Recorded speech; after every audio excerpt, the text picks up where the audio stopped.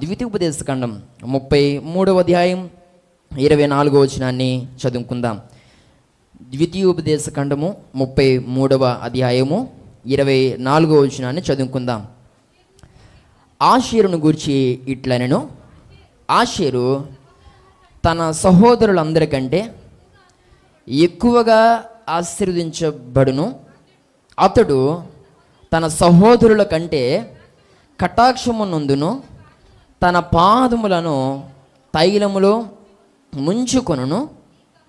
నీ కమ్ములు ఇనుపవియు ఇత్తడివినైనా అయుండును. నీవు బ్రతుకు దినములలో నీకు విశ్రాంతి కలుగును. దేవునికి స్తోత్రం కలుగును గాక. ఇక్కడ దైవజనుడైనటువంటి మోషే చాలా అద్భుతమైన రీతిలో ఆషేరును పిల్లరా దీవిస్తున్నట్టుగా ఇక్కడ మనం చదువుకున్నాం. దేవునికి స్తోత్రం కలుగును గాక. దైవజనుడైనటువంటి మోషే యాకోబుకు పుట్టినటువంటి 8వ కుమారుడు అయినటువంటి ఈ యొక్క ఆషేరును ఏ విధంగా దీవిస్తున్నాడు అని అంటే, ఇతడు తన సహోదరుల కంటే ఎక్కువగా ఆశీర్వదించబడతాడు. అంత మాత్రమే కాదు, ఇతడు తన బ్రతుకు దినములన్నీ విశ్రాంతి పొందుతాడు. దేవునికి స్తోత్రం కలుగును గాక. అంటే ఈ యొక్క ఆషేరుకు మొత్తం సహోదరులు ఎంతమంది? 11 మంది. ఇక్కడ మోషే ఏమంటున్నాడనంటే, ఈ యొక్క ఆషేరు ఆ 11 మంది కంటే ఎక్కువగా ఇతడు ఏం చేయబడతాడు? ఆశీర్వదించబడతాడు. అంత మాత్రమే కాదు, ఇతడు ఎలాగూ బ్రతుకుతాడు అని అంటే, తన బ్రతుకు దినములన్నీ విశ్రాంతి నొందుతూ, పిల్లరా నెమ్మది నొందుతూ, శాంతి నొందుతూ ఇతడు బ్రతుకుతాడు అని పిల్లరా ఒక అద్భుతమైనటువంటి ఆ దీవెనతో కూడిన మాట దైవజనటువంటి మోషే ఆషేరు విషయమే పలుకుతున్నట్లుగా మనం చూస్తాం. మనిషికి పిల్లరా ఇంతకంటే కావలసినటువంటి గొప్ప ఆశీర్వాదం మరొకటి ఏదైనా ఉంటుందా? ఏమో అన్నట్టు పెట్టారు మోకాలు కదా. నేను అంటాను పిల్లరా, మనిషికి ఇంతకంటే గొప్ప ఆశీర్వాదం మరొకటి ఏది లేదండి. ఒక్క మాట మనం ఆలోచన చేస్తే, మన బ్రతుకు దినములన్నీ కూడా మనం దేవుడు ఎలా దీవిస్తే బాగుంటుందని అంటే విశ్రాంతితో.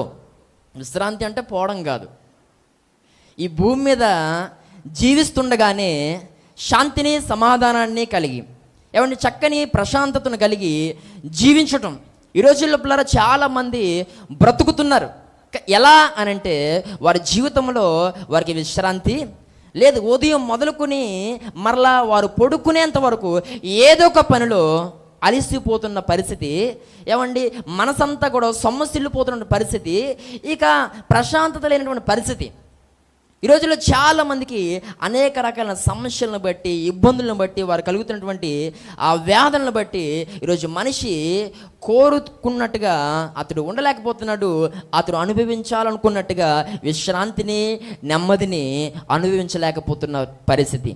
ఆషేరు తన బ్రతుకు దినములన్నీ ఎలా ఉండాలని దీవించానో, ఈ రాత్రి మిమ్మల్ని ఆ రీతిగా నేను దీవించబోతున్నాను. గట్టిగా చప్పలు కొడితే దేవుని నామాన్ని మహిమపరచండి. ఈ మాటలు ఉంటున్న ప్రియ సహోదరి సహోదరుడా, ఒకవేళ గతించిన వారమంతా కూడా విశ్రాంతి లేనటువంటి ఆ పరిస్థితుల్లో నీవు ఉన్నావేమో, నెమ్మదిని కోల్పోయినటువంటి పరిస్థితుల్లో గతించిన దినాల్లో నీవు బ్రతుకుండొచ్చు.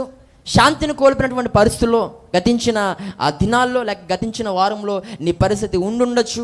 ఈ యొక్క ప్రత్యేకమైన సమయంలో ప్రభు మాట్లాడుతున్నాడు, నిన్ను నేను ఒక ప్రత్యేకమైన రీతిలో నిన్ను ఆశీర్వదించబోతున్నాను. దేవునికి స్తోత్రం కలుగును గాక. ఈ మాటలు ఉంటున్న ప్రియ సహోదరి సహోదరుడా, అందరికంటే ఎక్కువగా నిన్ను దేవుడు దీవించాలనుకునేది దేవుని యొక్క ముఖ్య ఉద్దేశం.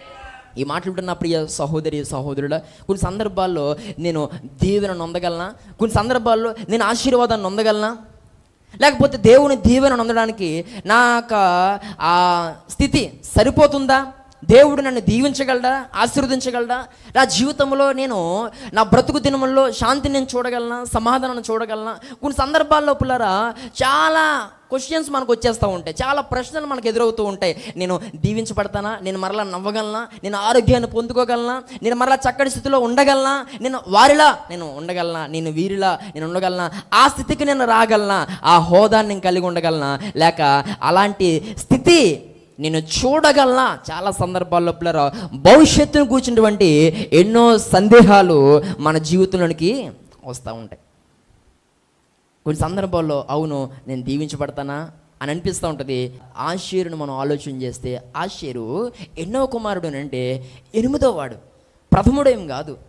ఏమంటే మొట్టమొదటి పుట్టినటువంటి జ్యేష్ఠుడైతే కాదు పిల్లరా, అతడు 8వ స్థానంలో పుట్టాడు. కానీ అందరికంటే దేవుడు ఎక్కువగా ఆశీర్వదించాడు. అంటే ఒక రకంగా ఈ 8వ వాడైనటువంటి ఆషేరు తోక అని అనుకుంటే పిల్లరా, దేవుడు ఇతని స్థితిని తలగా మార్చేశాడు. దేవునికి స్తోత్రం కలుగును గాక. ఈరోజు తోకగా ఉన్నటువంటి నీ జీవితాన్ని కూడా దేవుడు అలా మార్చిపోతున్నాడు. ఆశీర్వాదకరంగా దేవుడు మార్చిపోతున్నాడు. తృణీకరించబడినటువంటి జీవితాన్ని, వేలువేయబడినటువంటి జీవితాన్ని పిల్లరా, ఎవ్వరూ కాదన్నటువంటి నీ జీవితాన్ని, ఏమండి నీ వల్ల అవ్వదు, నీకు ఏది జరగదు అని ఒక ముద్రేసేసినటువంటి నీ జీవితాన్ని, తోకగా ఎంచినటువంటి నీ జీవితాన్ని ఆషేరును దీవించినట్లుగా నీ దేవుడు తలగా దేవుని నుంచబోతున్నాడు. గట్టిగా చప్పలు కొట్టి దేవుని నామమును మహిమపరచండి.